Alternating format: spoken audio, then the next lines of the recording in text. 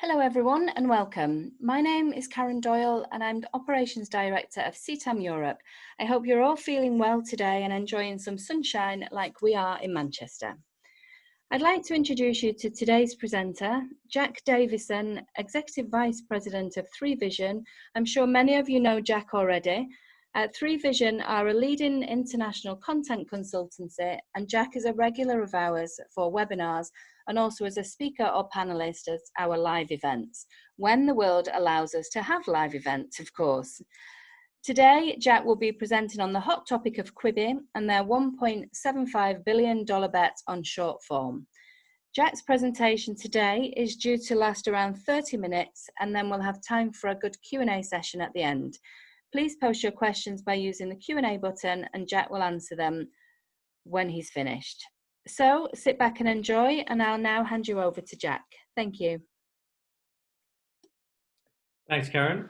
Good afternoon, everybody. Welcome to today's webinar on Quibi. Thanks for the introduction, Karen. But for those of you new to me, as Karen said, my name is Jack Davison. I'm EVP at 3Vision. I'm not going to do a long introduction, but just briefly, I mean, we're a content consultancy firm that supports businesses across the sector with content challenges. We use our real life activity and experience to offer support in strategy and research, but because we also have a team and teams of people supporting services throughout EMEA as they kind of do content deals and help people evolve their products. So we get a good broad view of the industry, and Quibi is something we followed since the day its founder raised its initial cash, and now having passed its 2-month anniversary, we thought it'd be good to take a look at where they are. Although much attention in the US is with HBO Max and other services, this very well-funded, somewhat category-defying premium short-form service certainly warrants attention. Although it's available in over 30 global markets, it is fundamentally a US service at the moment. It launched mid-pandemic in April, and it's fair to say it's not having an easy time at the moment. The US blogosphere seems to have it in for them. There's talk already of revised strategies, internal struggles, content cancellations, salary cuts, and even nepotism in the production business.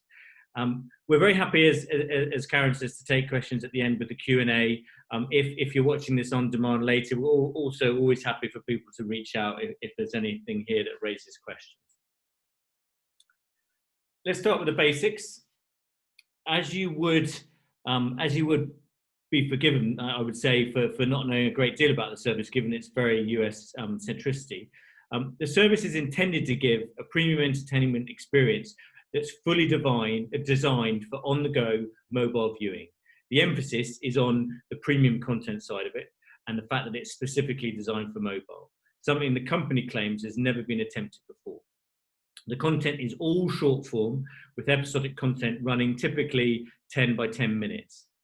It's all original in the sense that of its production origins. It's produced by Quibi by a wide variety of partners and targeting the 18 to 35-year-old segment. In addition to attempting to introduce a new category of content, Quibi have also launched what they call a new technology platform that's for delivering video to mobile phones. Its ambition is really unparalleled. It's trying to launch a new platform with new content, but this is without having any kind of user-generated social angle, no library of content already, no existing relationship with customers, the same way that Amazon, Apple, Disney, and even Netflix with their DVD business had when they launched. So it's a big challenge.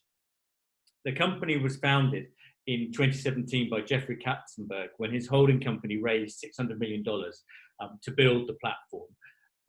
And at that stage, it was named New TV.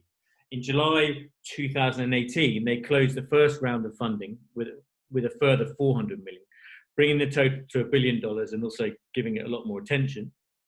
And soon after, it was renamed Quibi, which is short for the quick bites of entertainment they propose to offer.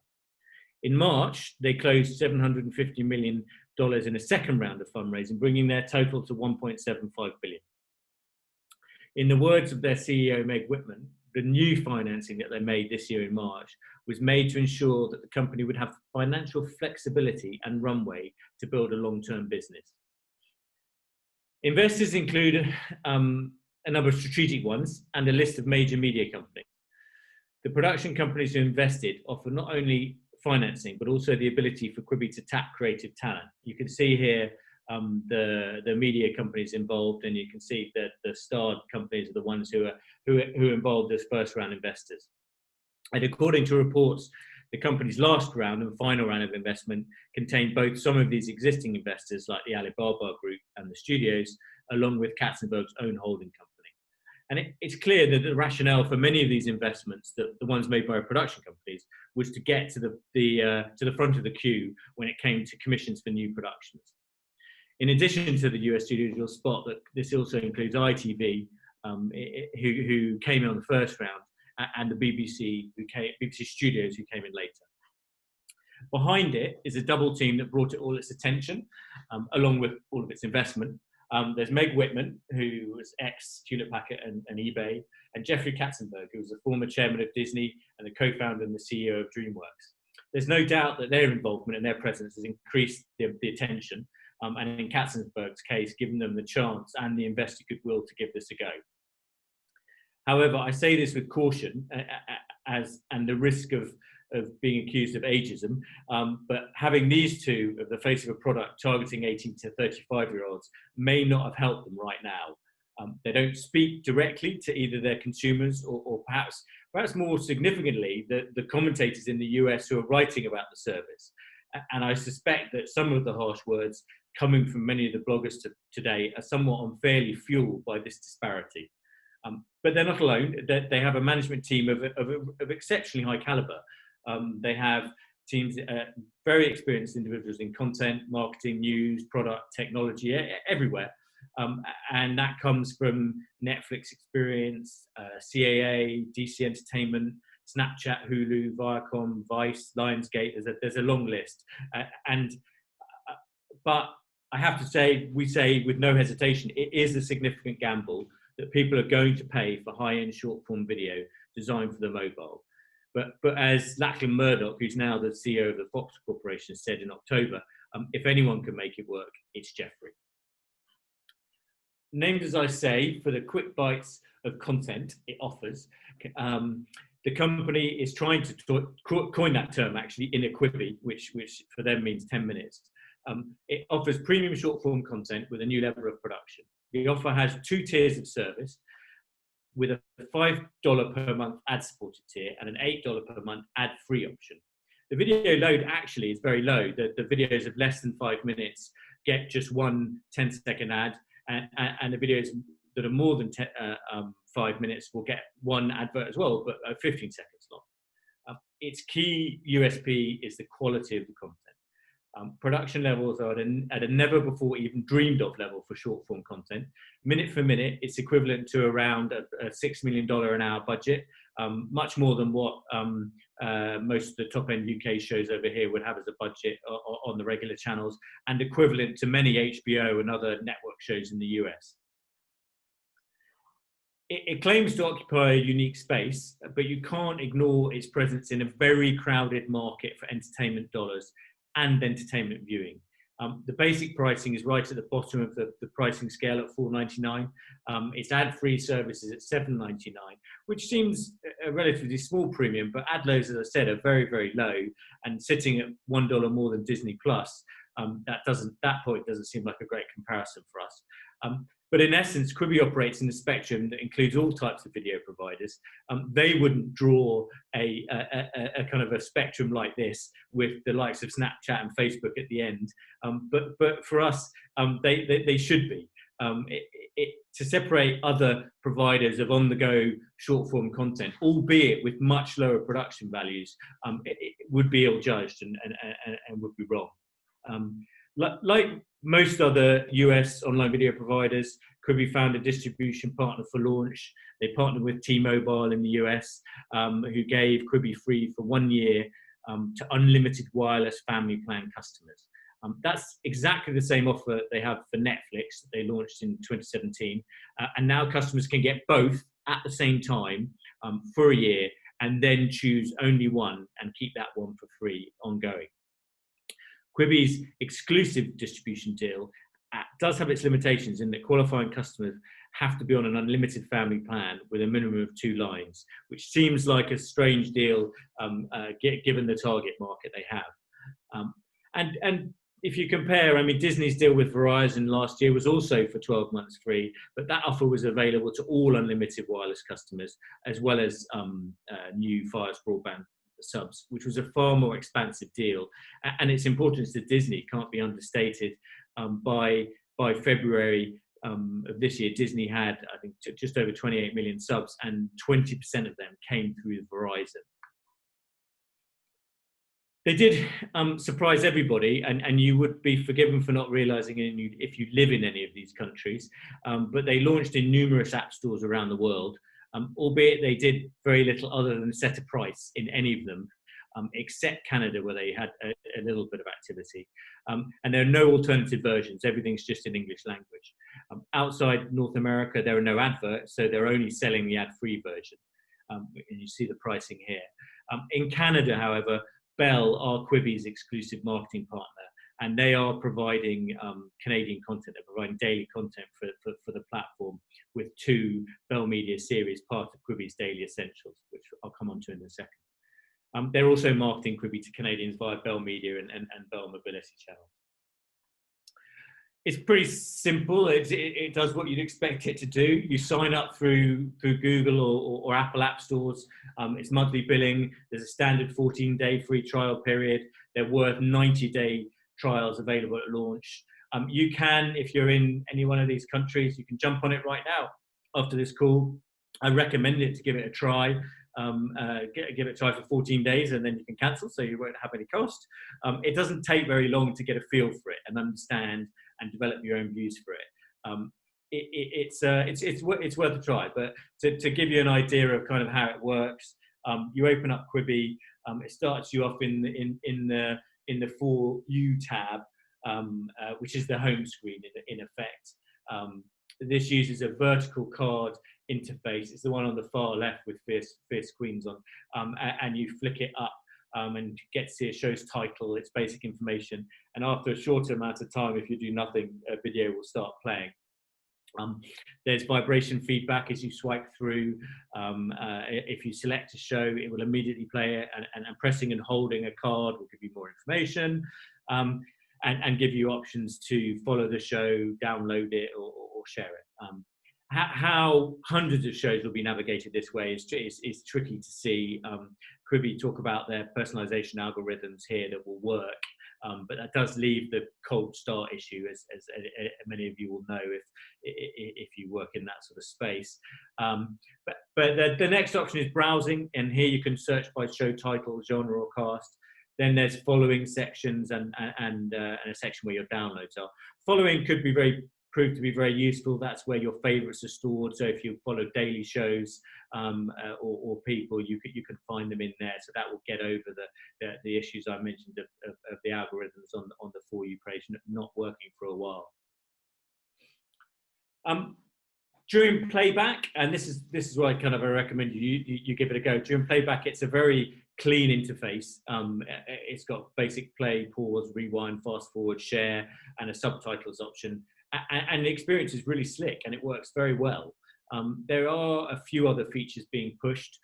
You can mute or switch on captions in an instant, which is nice, although I'm not sure what the use case for that is, because I'm pretty sure that most people using this on the go will be using it with headphones.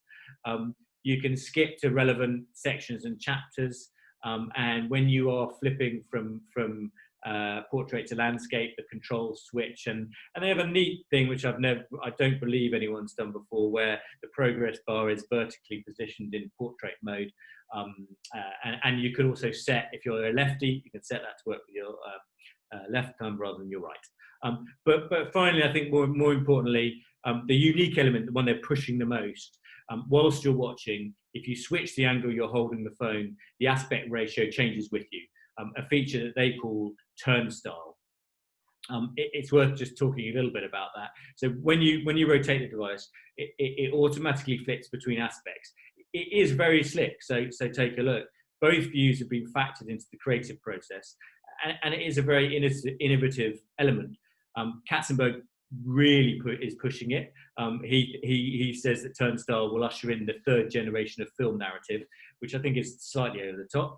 But this remains to be seen at the moment, because they haven't really implemented it in the creative, and at the moment you have to say it's not much more than a slick gimmick. So the experience, it changes, but that's all it does. The app serves 2 video streams simultaneously with a single audio track, and the unused stream is delivered at a lower res. So when you switch, the change is instant, and there's no buffering or any degradation. It's very good. Adoption and implementation by creatives will be key for this to be a big deal, though. Quibi say more features will be used in conjunction with this. The camera, the GPS, the clock, the touchscreen, and the gyroscope all could be used. And you can start thinking of lots of innovative things going on here, lots of interactivity. Some of the creative cases have been mentioned, like seeing, if you hold it in portrait, you get to see the character's phone screen. So you can see them flipping through Tinder or messaging. And the upcoming thriller Wireless gives you the chance to do precisely that, to see what's going on the lead character's smartphone at all times. And I think the final one mentioned is Spielberg's horror series that's coming up will use the clock and GPS to know whether the sun is shining, and you can only watch it when it's dark, which again is innovative but somewhat gimmicky. Just moving on then to quite a lot of criticism. The phone was initially the only way to experience Quibi. Katzenberg was very adamant about this at the start, saying nobody had made content like this native to and only for the phone.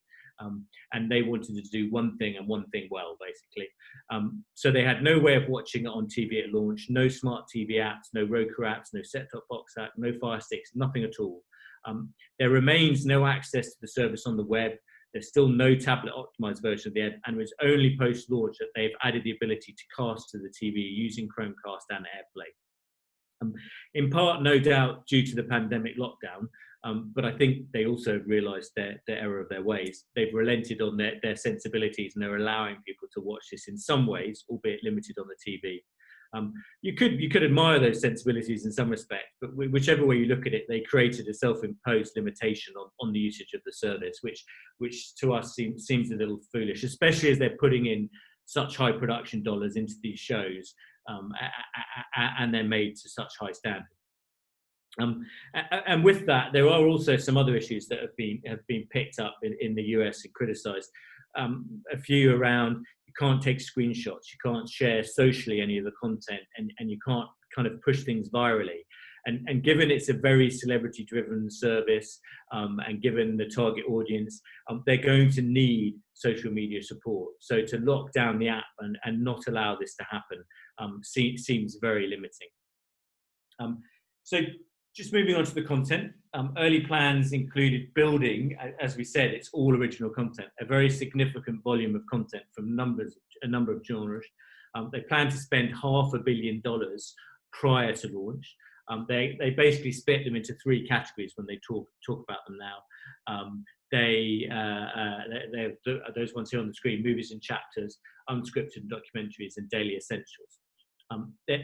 There's 60% of that budget is allocated to the super premium serialized content, which is the movies in chapters and the premium unscripted, the super premium unscripted shows. And this is a very big spend for what is in reality a very small volume. There'll be 35 movie titles in year 1, all with budgets at around $125,000 per minute for scripted content. The unscripted and documentary category splits into serialized and non-serialized, and those genres include entertainment, reality, food, lifestyle, game shows. We'll show you some examples in a minute. And they range about $20,000 to $50,000 a minute. And then finally, there's daily essentials, which is more like talk shows, sports, news, lifestyle, and they're budgeted at about $10,000 a minute, but likely to go probably a lot lower and heavily linked to brands. And that part formed only about 20% of the budget in early plans. And to be fair to them, this category has suffered a bit in the pandemic lockdown with production challenges. It's important to put these budgets into perspective and kind of in some respects validate their sort of never seen before budget claims. But this is a huge amount of money for short form. There's a lot of variation, and the ballpark's pretty big in short form, and it's quite hard to nail entirely because what people mean by short form does vary. But in terms of sort of 10 to 20-minute shows that you can fit into that bucket, you're talking 40, and this is for the whole show, the 10 to 20-minute show, you're talking $40,000 to $70,000 for a Snap original, sort of more like 70,000 for Facebook, stretching a lot higher for some really big shows, but essentially around 70. And even the kind of now dead Studio Plus, who raised the bar previously, only reached $120,000, and that was for a total 10-minute show. Whereas Quibi, we're talking about $1.25 million for a super premium 10-minute show. And there's no denying that is a huge amount of money. And as a result, I think kind of with a slow start, it invites the critics a lot more. And it needs to quickly translate into on-screen value and appreciation. Here are the launch volumes. Initially, this will have evolved a bit now, but it shows you an idea of the volumes between the three. But it equates to about 25 new episodes, which is 3 hours a day. They had more than 175 shows and 8,500 episodes planned within the first year. The rather worryingly at this point, but I think you have to discount that a bit. There's talk about them changing their strategy with this already, which seems crazy given that kind of no one's really been paying for it yet. There's been a lot of free trial. But here's an example of some of the movies in chapters. They come from numerous sources. Some were TV pilots that didn't quite make it. Some were films in development, some pitched specifically to Quibi. But I think what this illustrates is the talent involved, from Spielberg to Steven Soderbergh, Guillermo del Toro, Sam Raimi, Lawrence Fishburne, Antoine Fuqua, and the list goes on and on and on. And I'll only mention it briefly here, but one of the interesting aspects that caught the attention of some producers is the model. Producers are getting commissions on a budget with a sort of plus 20 to 30% model, but with a promise of more upside after 2 years, because the producers get the long form rights back after 2 years and short form after 7. So they get a very quick return of the rights when you compare to the likes of Netflix originals and others. And this creates a new model for producers. Then we have unscripted series and documentaries here. Again, heavily involving celebrities and personalities, not just the ones that most of us recognize. Sorry, again, dating myself, but they're also tapping into YouTubers, gamers, music stars, and so on. Investor Viacom features a couple of MTV studio reboots, the Prank Show, and Singled Out, which is mentioned here. A lot of celebrities sort of playing out real life situations for laughs and lifestyle. And finally, there's Daily Essentials. They will obviously be changing their plans, and it will evolve. But my caution is that early rumors suggest this is a big area of focus for them. But I find it hard to look at this and see anything that's very different to what plays out on Facebook and Snapchat and even daytime TV. So whether it can be truly original is going to be the question. I saw comment from others, from gamers on Speedrun and other target audiences, and they said okay, but they checked them out, but nothing much more than a shrug and a not bad. We did scrape the site to do a word count for fun and on the content descriptors, and perhaps unsurprisingly, following the imagery you've seen, it was sort of celebrity, comedy leading, kind of reality right behind, lifestyle, sports, music, pop culture, dance, sort of all followed, and then lower down were sort of talk shows, pranks, cars, travel, and so on. But certainly the feeling now is they need standout viral hits. From a marketing perspective, they weren't shy. They announced their brand in a very big and clear way. They had Super Bowl ads, they had ads in the Oscars, I think, and they wanted to make sure early on everybody knew what Quibi was and what they meant when they said in a Quibi. But obviously with COVID-19, they had to evolve, but they increased the emphasis at this stage on digital campaigns and social media, dropping the out of home and moving to digital while slightly shifting the message. There was a subtle shift from quick bites, 10-minute shows, to one that also emphasized the fresh content daily. And they wanted to let everyone know that these shows were refreshed daily, and added more descriptors to the quick bites message, like big adrenaline and big laughs and big personalities. Further refinement continues to happen. They're rumoured to be looking more at shows appealing to older women, but also pivoting slightly away from too much scripted and more to daily essentials. I think, as I said, we can't hold too much on that. There's a lot of rumour at the moment, but that would seem foolish to be that early thinking that. Reports from some of the production companies involved is they're making changes to the slate. So they are certainly making changes, not renewing some shows, trying to find breakaway hits. There will be lots of people trying to find critical stories, but there's certainly, the programme is not standing out yet. But there's lots more to come. In a pitch deck in January 2019, they laid out 3 scenarios to show they weren't shy in understanding the spend they needed. Subscriptions are expected to account for about 60 to 70% of the revenue, but notably they did sell out advertising for the first year in 2019, selling $150 million worth of advertising. In January, their 5-year scenarios were 11, 20 and 70 million. These have been refined further to say 12 million is break even, and year 1 projections are 7 million and year 3 is 16 million.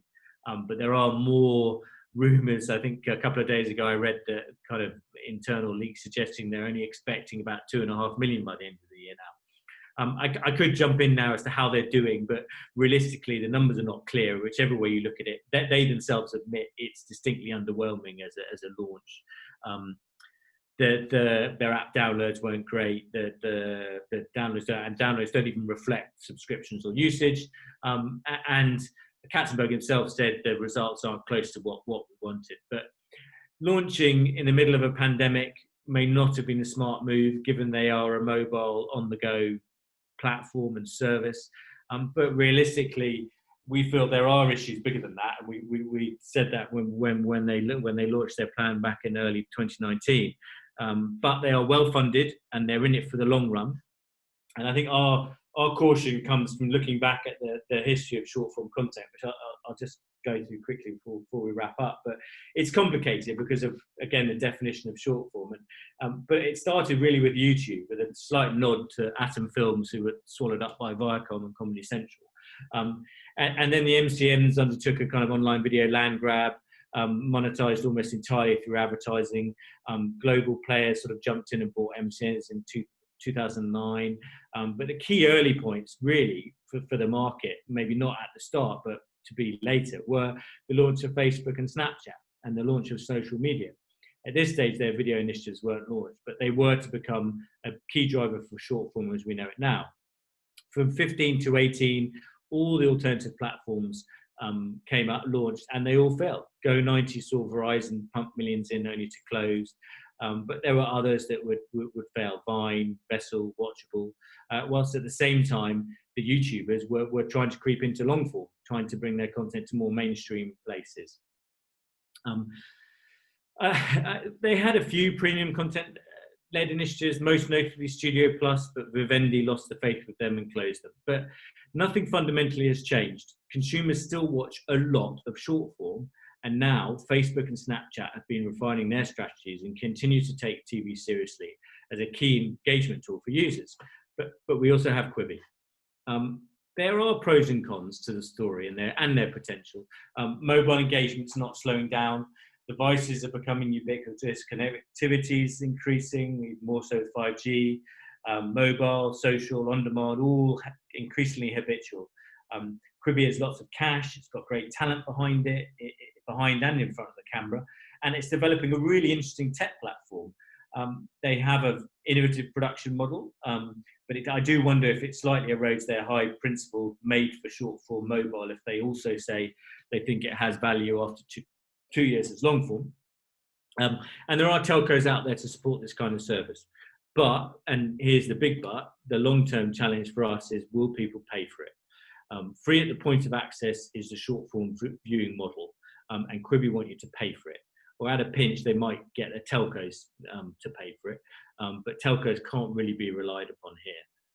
They may be in a new space, but it doesn't mean they're not competing for time and money that also goes for other services. Social media will loom large over them, and they need to find a way to work with that. And despite some content extracting value as long form later, there is no secondary market of any significance at this stage for short form. So Quibi need to make it work fast to support such high kind of content spend, basically. For all of its innovations, it's primarily about the content, and this isn't standing out now. Short form, just to finish up, it does have a special role to play, especially with Gen Y and Z, and there is a lot of value and a lot of activity, but the prevailing economics are very different from long form, and it will be hard, in our view, to make the consumer model change. Underlying conditions are supporting it all, and broadcasters and operators and content owners are having initiatives in this area, and with lots of areas, but short form is one of them. But short forms the services are embedded in what is a very competitive and complex app ecosystem, fighting for audiences, engagement with social media, but also competing with Netflix, Disney Plus, and HBO Max. And in our view, it isn't struggling, although it is unfortunate, because of the coronavirus pandemic. It isn't even struggling because of lack of brand awareness, poor content, but it does need some hits. It's not even struggling because it set the price wrong. It's struggling because we believe it has a questionable assumption about what the consumer wants and where it would like to get it. And that's hard to fix, So that's it. So a few minutes over. There are, I think, a couple of questions on the Q&A. Let me just look those up. Okay, here we go. The bold name talent you named are around the same age as Jeffrey and Meg. Can they speak to the 18-34-year-old audience? Great question. I think I have to be careful here. I think maybe I put too many talent names on there that I was more familiar with, and I am sadly not 18 to 34-year-old either. But I think you're absolutely right. They need to speak to the audience. They need to get their faces off social media and their names off the brand, because they use them to start with, because at the start they had to keep investors happy. Now they have to keep the commentators and the consumer happy. They have a huge amount of talent working in the company, executives in the company, and they need to pivot to them. And they also, as you say, they need to get the on-screen talent speaking to the 18 to 34. They do have a lot of YouTubers, a lot of influencers. Maybe I didn't rise those high enough in the profile of my presentation. So I think they'll have to make sure they up that. You're right. And in terms of the patent challenge, I don't know. They are in dispute over a couple of things at the moment. I'm afraid I'm not qualified to talk about those, but we'll have to follow that one. You're right. It was another thorn that came up just before launch, but they have got a couple of issues with some of the components of their technology. I think that's it at the moment. I'll just check. There's no more questions on the Q&A. Thanks for those, and thank you everybody for your time. If there's anything that comes up, please feel free to reach out. And for Karen's sake, I'll point out that the next webinar for CTAM is on the 8th of July at 3 p.m. With Natalie Lethbridge and Adam Cunningham. But thanks a lot. Speak to you all soon. Jack, thank you very much. Thank you. It was really interesting. Great. I've got one question here. Do you think that this service can do enough to pull people away from more traditional hour-long episodes where people enjoy the big series and they have massive successes like Game of Thrones, for example? I don't, is the honest answer to that, and I'm cautious. I don't mind giving my opinion, but I don't like necessarily being completely down on the service. I think they have potential, and I think they have a place. I'm just worried about their model fundamentally. In the content bit, the thing that worries me is they seem to ignore the possibility that competition for them, for viewing competition for a piece of short form content, is not someone watching a bit of Netflix, stopping it and coming back to it later. Yeah. And that use case they don't mention as a competing usability of a consumer when they're on their mobile, which I think is a mistake, because it is. And if a 10 by 10 show is can be chaptered into a long form, then how is that any different from stopping and jumping in and out of the other shows? So I think that they'll compete with time, and they'll have some shows that will work, hopefully, and some good hits that might start making a difference. But they're up against all this other great stuff, as your question says. Yeah, true. Well, thank you. If anybody has any more questions, you can either email Jack directly or email me on info@ctameurope.com. Thank you, Jack. It was really, really good. You have said about the next one, which is the 8th of July, which is perfect. And if anybody wishes to view this presentation again, this will be on the members only section of CTAMEurope.com with all the past webinars and podcasts, so you can check those out as well. So thank you, Jack. It was really great, and thanks for all the time that you've putting together the presentation as well. Wishing you all a great week. Thanks, Jack. Take care. Thank you. Bye-bye.